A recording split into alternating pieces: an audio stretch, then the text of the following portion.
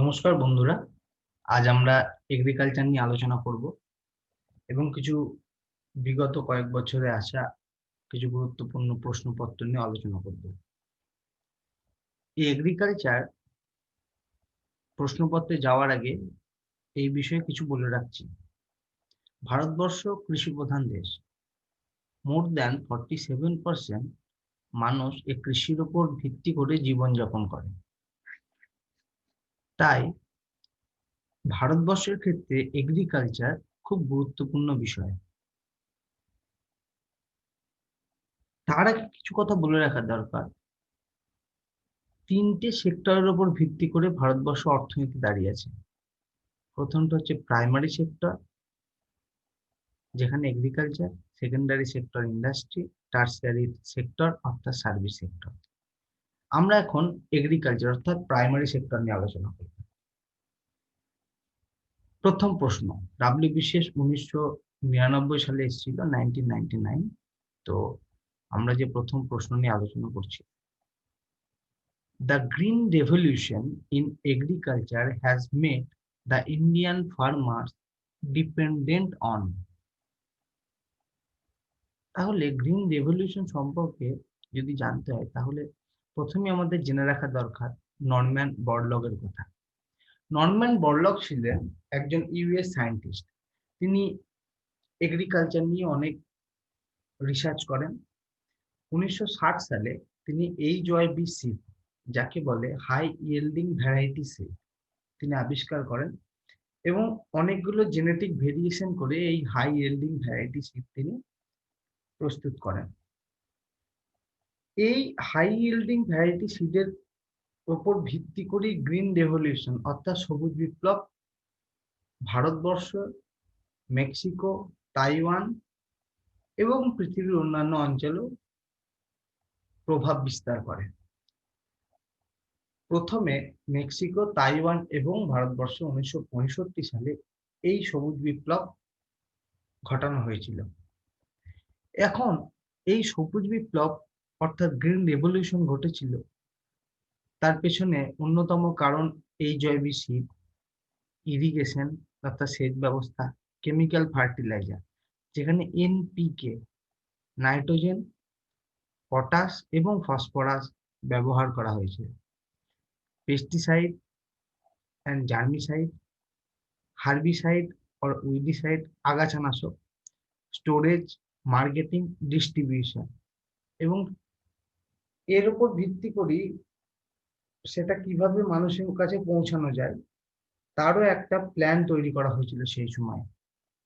এবং আমরা যদি আরো আরেকটু ভালোভাবে দেখি, 1960 অর্থাৎ 60-এর দশকে প্রথমে গমের চাষ হয় পাঞ্জাব এবং হরিয়ানাতে, এবং পরবর্তী সময়ে রাইস চাষ হয় 1970 সালে। এই নরম্যান বরলগের এই সবুজ বিপ্লব অর্থাৎ গ্রিন রেভলিউশন ফার্মারদের খুব সহায়তা করেছিল এবং তাদের খুব সমৃদ্ধশালী করে তুলেছিল। এখন আমরা যদি এই কোশ্চেনটার উত্তর করি, তাহলে আমরা জানতে পারবো The Green Revolution in agriculture has made the Indian farmer dependent on A. Machine, B. Fertilizer and pesticide, C. Labor, D. Availability of micronutrient। তো এখানে অ্যান্সার হয়ে যাবে ফার্টিলাইজার অ্যান্ড পেস্টিসাইড। এটা আমরা পেয়েছি পেস্টিসাইড অ্যান্ড ফার্টিলাইজার। পরের প্রশ্ন, The Green Revolution was connected with deforestation, ecological balance, agricultural production, frequent use of green in painting। এখানে উত্তর হয়ে যাবে এগ্রিকালচারাল প্রোডাকশন, কারণ আমরা আগেরটাতেই দেখতে পেলাম।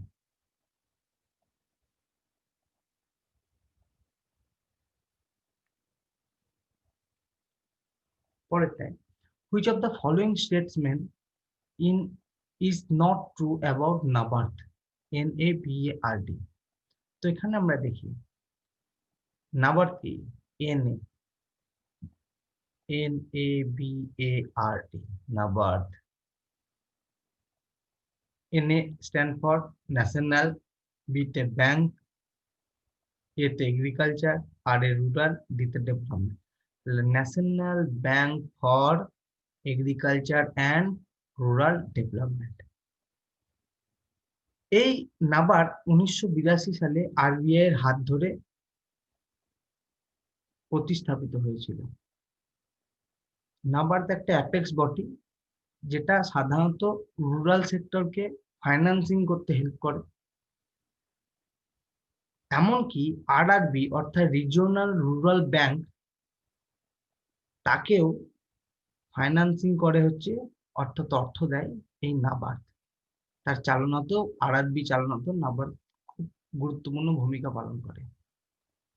এবং গ্রামাঞ্চল সাইডের মানুষকে সাপোর্ট করতে এই নাবার্ড 3 পন্থা অবলম্বন করে। ফার্স্ট টার্ম অর্থাৎ short term, medium term and long term, এর উপর ভিত্তি করে লোন এবং আরো অন্যান্য সাহায্য এই নাবার্ড করে থাকে। এখন আমরা প্রশ্নে চলে যাই, which of the following statement is not true about NABARD? It is an apex institution in the rural sector. আমরা দেখলাম এটা একটা apex institution, তাহলে এটা সত্য। It provides refinancing facility to financial intermediaries operating in the rural sector. তো আমরা দেখলাম এটা apex বডি এবং পাশাপাশি রিফিন্যান্সিং বডিও, তাহলে এটাও সত্য। It does not lend to RRB. এখানে দেখো আরআরবি আর ফিনান্স বাই নাবার্ড, কিন্তু নট লেন্ড টু আরআরবি। তাহলে এই স্টেটমেন্টটা নাবার্ডের সাথে যাচ্ছে না। পরেরটা দেখা যায়, it support of broad spectrum of provide activities in rural sector. এখানে ব্রড স্পেকট্রাম প্রোভাইড করে, তো সাপোর্ট করে short term, medium term and long term. তো এখানে ব্রড স্পেকট্রামই সাপোর্ট করছে, তাই এখানে উত্তর সি। WBC 2002 এসেছিল, land reform refers to the government effort act abolishing ownership right of non cultivating landlord, making the ownership right of landlord more secure, regulating land prices, D plating land use. তো এই 4টি option আমরা দেখলাম। তার আগে একটু দেখে নিই ল্যান্ড রিফর্ম সম্পর্কে। প্রি ইন্ডিপেন্ডেন্ট অর্থাৎ স্বাধীনতার পূর্ব মুহূর্তে ভারতবর্ষে 3 ধরনের ব্যবস্থা ছিল, জমিদারি প্রথা, মাহলবাড়ি প্রথা এবং রায়তওয়ারি প্রথা। জমিদারি প্রথায় ফার্মাররা রেভিনিউ দিত হচ্ছে জমিদারটিকে। মাহলবাড়ি প্রথাতে ভিলেজের যে হেডম্যান, যে মাথা ছিল, যাকে অনেক সময় সারপাঞ্চ বলে, সেই তার কাছ থেকে সরকার ট্যাক্স নিত এবং সেই ভিলেজের যে হেডম্যান অর্থাৎ ভিলেজের যে প্রধান, সে গোটা গ্রামের কাছ থেকে রেভিনিউ কালেক্ট করতো এবং তা সরকারের হাতে তুলে দিত। এবং রায়তওয়ারি সিস্টেমে দেখা যায় ফার্মাররা ডিরেক্টলি স্টেটকে ট্যাক্স দিত। তো এই হচ্ছে 3 ধরনের সিস্টেম। এখন ল্যান্ড রিফর্মের অবজেক্টিভ কি ছিল? ভারতবর্ষ স্বাধীন হয়েছে, ল্যান্ড রিফর্ম দরকার। তো ল্যান্ড রিফর্মের অবজেক্টিভ কি ছিল? Abolition of intermediate. Abolition of intermediate, দেখো এখানে জমিদারি ছিল ইন্টারমিডিয়েট, যে স্টেট জমিদারিকে দিত এবং জমিদার দিত স্টেটকে। ভিলেজ হেডম্যান ছিল, সেও দিত স্টেটকে। তো এই সমস্ত যে মধ্য পন্থায় যারা কাজ করত, তাদের অ্যাবলিশন ঘটানো হয়েছিল। Security of tenure. টেনিওর কথার অর্থ হচ্ছে জমিদারদের জমিতে যারা চাষ করে, সেই সমস্ত চাষি যারা অন্যের জমিতে চাষ করে, তাদের বলে টেনিওর। তাদেরকে একটা সিকিউরিটি প্রদান করেছিল।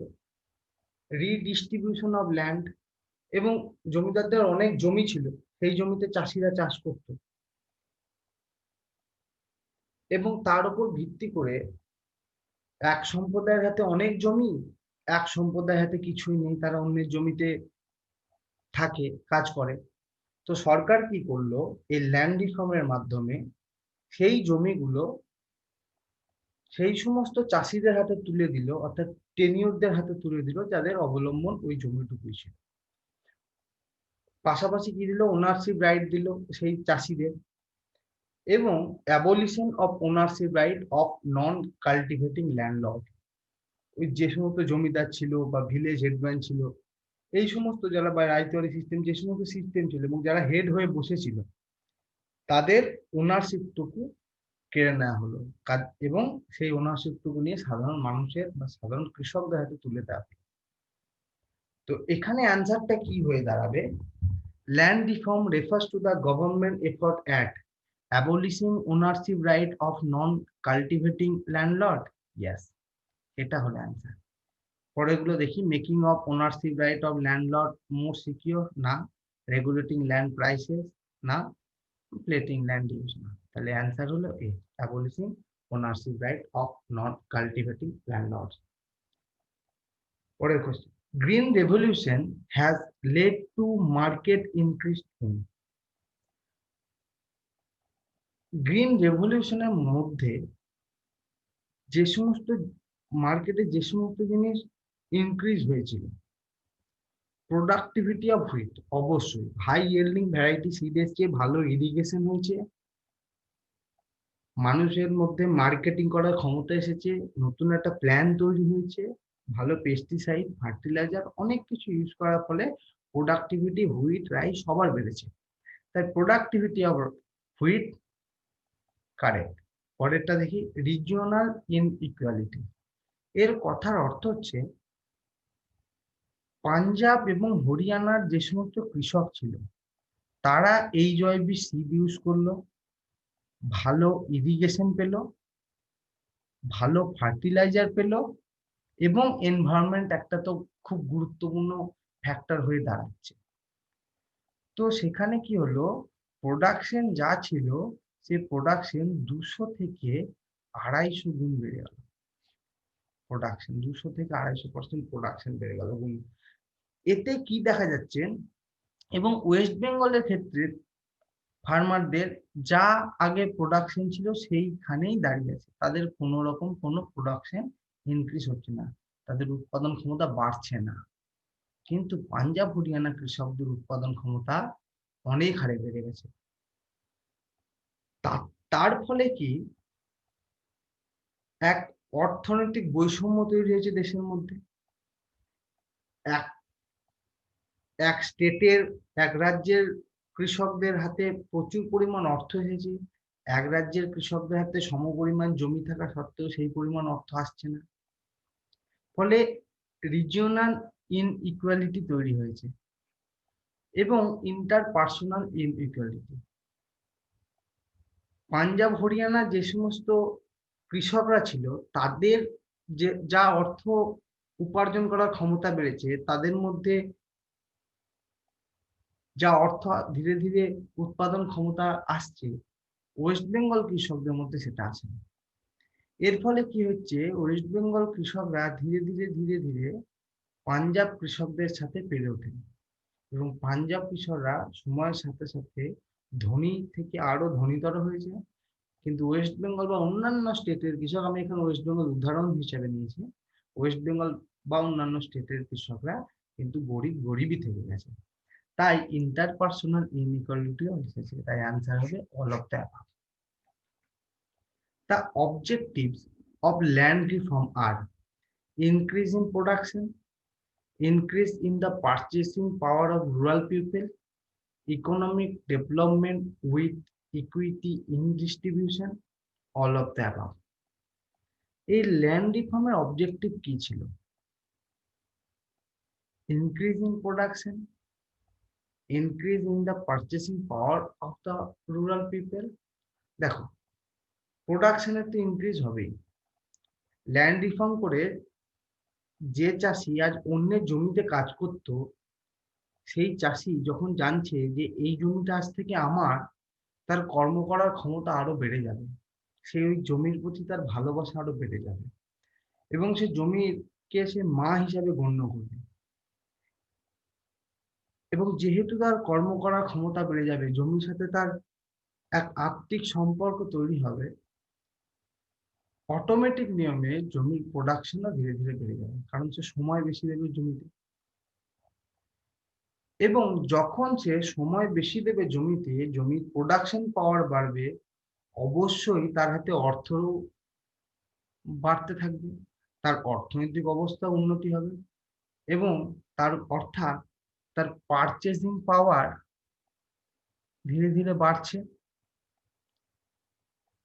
আর লাস্ট কি বলছে, economic development with equity in distribution. এবং ইকোনমিক ডেভেলপমেন্ট একটা আগে জমিদারদের হাতে জমি ছিল, প্রচুর অর্থের মালিক, একদিকে তার জমিতে কাজ করা টেনান্ট অর্থাৎ কৃষকরা, যারা কিছুই ছিল না। কিন্তু ল্যান্ড রিফর্ম আসার ফলে সেই সমস্ত কৃষকদের হাতেও জমি পৌঁছানোর জন্য তাদের হাতে অর্থ ধীরে ধীরে ধীরে ধীরে বন্টন এসছে, ফলে একটা সমান ডিস্ট্রিবিউশন ঘটেছে। তাই এখানে অ্যান্সার হবে all of the above. Which of the following state grows sugarcane as a major crop? Uttar Pradesh. এটা কারেন্ট অ্যাফেয়ার্স এর প্রশ্ন। এটা বছরের পর বছর এগুলো ফলো করতে হয়। কখনো দেবে সুগারকেন, কখনো প্যাডি, কখনো হুইট। তো এগুলো কারেন্ট অ্যাফেয়ার্স এর উপর ভিত্তি করে আমাদেরকে করতে হবে। অপারেশন বর্গা refers to a program for universal registration of tenant, recognition of sharing of outputs between landlord and sharecroppers, recognition of sharecroppers' right to cultivate lands of absentee landlord, and last, equal distribution of land. তো operation বর্গা সম্পর্কে আমাদেরকে যদি জানতে হয়, 1978 সালে পশ্চিমবঙ্গ, কর্ণাটক এবং কেরালায় অপারেশন বর্গা নিয়ে এক আন্দোলন শুরু হয় এবং সেই আন্দোলনের দাবি ছিল ইউনিভার্সাল রেজিস্ট্রেশন দিতে হবে সকল টেনান্ট দিকে, অর্থাৎ সেই ভাগ চাষি দিকে। ল্যান্ড রিফর্ম তো আমি করে দিয়েছি, কিন্তু রেজিস্ট্রেশন করা হয়নি। সেই রেজিস্ট্রেশন, সেই প্রোগ্রামটাকে ইমপ্লিমেন্ট করার জন্য 1978 সালে পশ্চিমবঙ্গের প্রথম 14 লাখ কৃষককে ইউনিভার্সাল রেজিস্ট্রেশন দেওয়া হয়, রেজিস্ট্রেশনে অন্তর্ভুক্ত করা হয় এবং 24 লাখ করা হয় কর্ণাটকে। এবং 1981 থেকে 82 সালের মধ্যে 6th 5-year প্ল্যানের আন্ডারে অল স্টেট, গোটা ভারতবর্ষ জুড়ে সকল সম্প্রদায়ের মানুষকে, সকল কৃষককে এই ল্যান্ড রিফর্মের মাধ্যমে এবং অপারেশন বর্গা থ্রুতে ইউনিভার্সাল রেজিস্ট্রেশন দেওয়া হয়েছিল। তাই এর অ্যান্সার কি হবে? A programme for universal registration of tenant. Operation Borga was first introduced in West Bengal. West Bengal 1978। এটাও জানো, আগেরটাতেও বললাম। The National Bank for Agriculture and Rural Development NABARD was established in 1982. RBI এর হাত ধরে 1982 সালে এই নাবার্ড প্রতিষ্ঠা হয়েছিল।